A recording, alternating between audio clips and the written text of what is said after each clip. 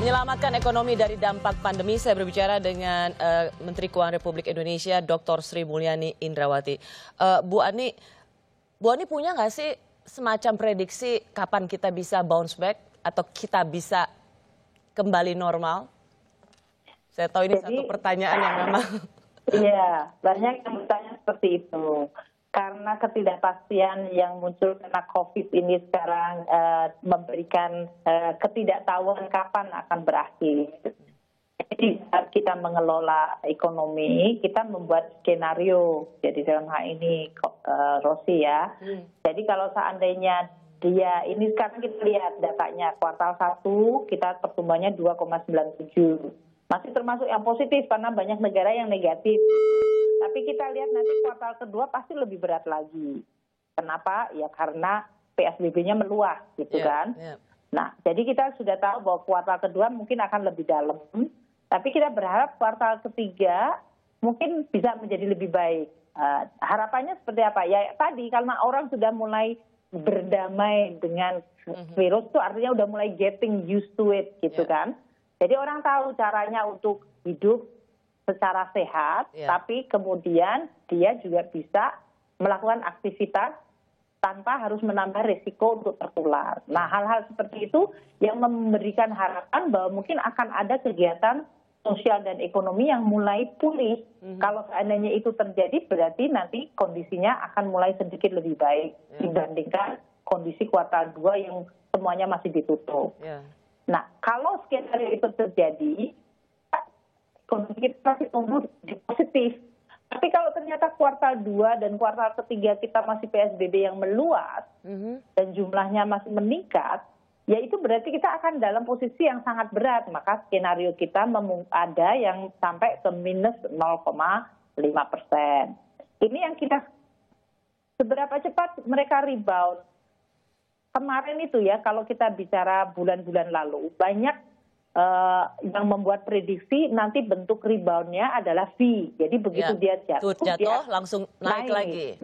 Karena orang anggap udah bosen di rumah, orang pasti pada keluar semuanya dan kemudian langsung konsumsi, ekonomi akan berdenyut lagi. Tapi ternyata sesudah dilihat dari berbagai negara yang mulai melakukan relaksasi, ternyata orang itu jadi makin hati-hati. Jadi nggak juga langsung mendorong ekonomi langsung, ya? Orang tidak langsung pergi tadi ke ngedugem gitu, enggak juga. Ternyata orang sekarang avoiding crowd. Mereka kemudian kalaupun mungkin mau ke pariwisata, mereka juga akan selektif. Ini kan berarti menyebabkan pemulihan nggak akan seperti V-shape, tapi kayak bertahap.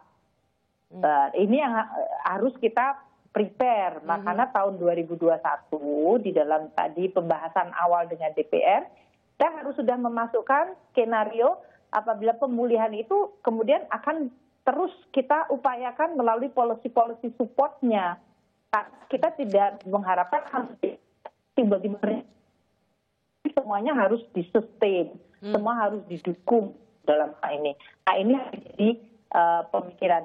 Untuk kita tentu tetap 2021, banyak pemulihan ekonominya juga dan reform dari sektor kesehatan, sisi kesehatan. Karena dengan COVID ini kan kita tahu betapa pentingnya sistem referral. Dari mulai puskesmas, rumah sakit, gitu kan supaya kita tahu masyarakat itu sehat atau enggak, movementnya seperti apa, supaya kita tahu ancaman pandeminya seperti apa.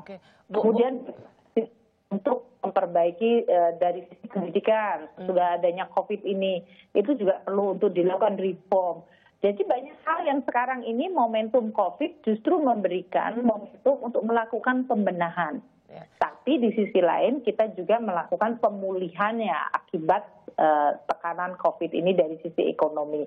Jadi tema inilah yang akan muncul sampai dengan tahun 2021 dan bahkan mungkin sampai 2022, Rosi. Ini banyak yang memang harus membutuhkan reformasi yang cukup panjang. Seperti tadi reformasi bantuan sosial. Kan banyak orang yang mengatakan, datanya perlu diupdate, caranya begini, caranya begitu. Itu kan semuanya masukan yang bagus untuk memperbaiki sistem bantuan sosial di Indonesia karena ternyata itu dibutuhkan gitu. Oke, Bu Ani, saya masuk ke usulan yang beberapa belakang ini banyak dikemukakan oleh Kadin misalnya, yaitu ya untuk membantu pandemi COVID ini dan menjaga supaya orang punya duit gitu. Kenapa nggak cetak uang saja? Apakah usulan ini sudah bisa langsung cepat dieksekusi?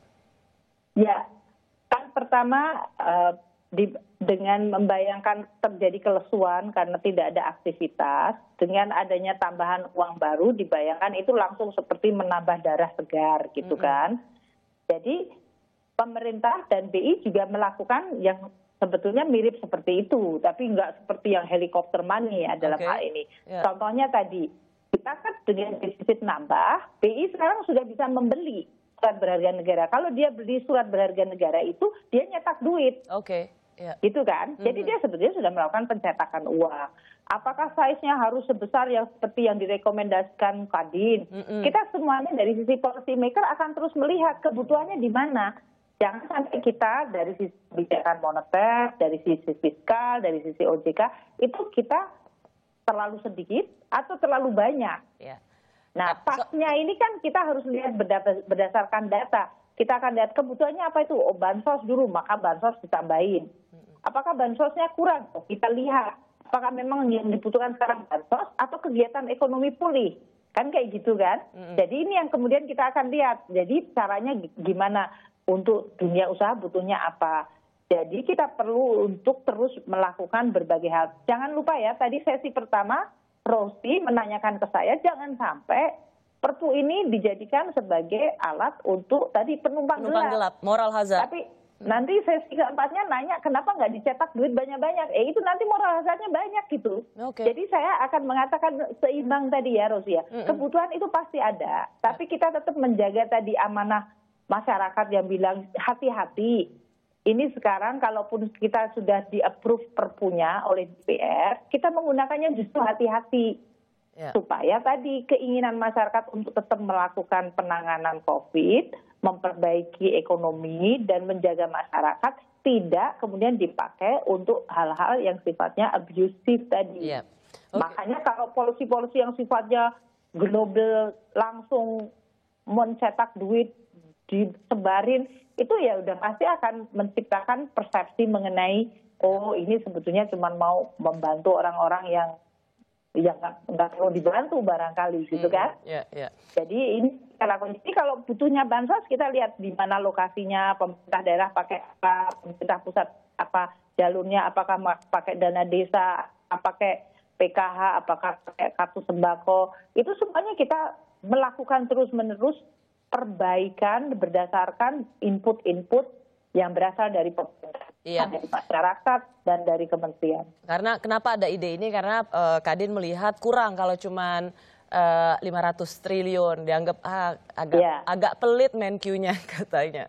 Harusnya kalau mau lebih ajak lagi 1.600, 1.700 triliun supaya bisa mengatasi pandemi ini. Tapi Menteri Keuangan kalau disebut pelit itu adalah sesuatu yang bagus.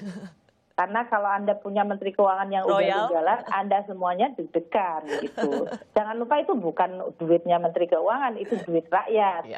Jadi Anda harus malah berterima kasih gitu. Tapi tidak berarti bahwa Menteri Keuangan nggak ngeluarin duit tadi. Kita ngeluarin duit memang betul-betul mana gitu. Bu, audionya agak hilang. Oke, nanti kami akan lanjutkan lagi bersama Menteri Keuangan sesaat lagi.